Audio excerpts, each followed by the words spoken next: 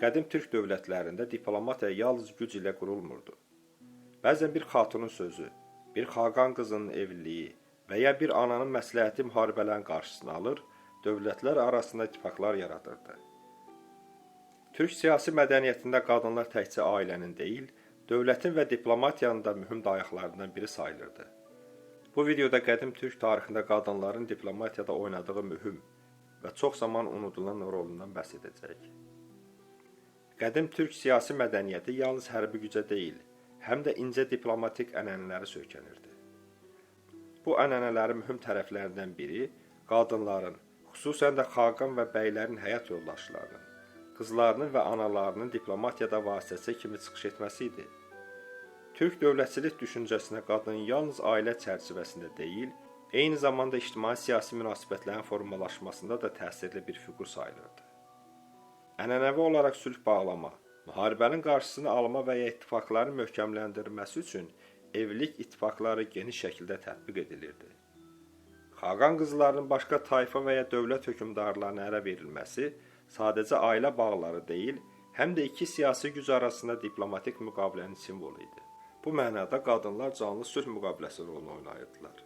Məsələn, Çin qaynaqları Hun imperiyası dövründə şimal tayfaları ilə sülhün qorunması məqsədi ilə xaqan qızlarının imperator ailəsinə ərə verilməsini təsvir edir. Eyni qayda ilə Göytürklər dövründə də Çin sarayı ilə türk xaqanları arasında evliliklər diplomatik əlaqələrin əsas vasitələrindən biri olmuşdu. Qadınların diplomatiyadakı vasitəçilik rolu yalnız evliliklə məhdudlaşmırdı. Onlar elçi və sülh danışıqları iştirakçısı kimi də çıxış edirdilər. Xüsusilə xatunlar xaqanın yanında dövlət məclislərində iştirak edir, xarici elçiləri qəbul edir və siyasi qərarların formalaşmasına təsir göstərirdilər. Çin mənbələrində Bilge xaqanın anası və ya Tonikukun ailəsindəki qadınların siyasi məsləhətləşmələrdə iştirak etdiyi qeyd olunur. Bu, qadının yalnız mədəni və mənəvi nüfuz deyil, həm də siyasi səlahiyyət daşıdığını göstərir.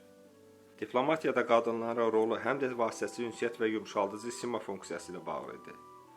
Münaqişə zamanı qadının sözünün qəbul edilməsi, onun sülhün carçısı kimi qəbul olması qədim türk ictimai-mənəvi sisteminin mühüm tərəfi idi. Bu, həm qadının müqəddəs ocaq qoruyucusu statusu ilə əlaqədar, həm də türk inancılarında qadının birləşdirici güc sayılması ilə bağlı idi.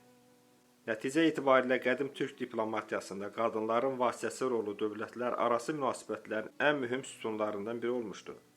Onlar həm sülhün təminatçısı, həm də siyasi qərarların formalaşmasında nüfuzlu aktorlar kimi çıxış etmişlər. Bu ənənə türk dövlətçilik modelində qadınların yalnız sosial məişət həyatında deyil, dövlət idarəçiliyində də önəmli mövqeyə malik olduqlarını sübut edir.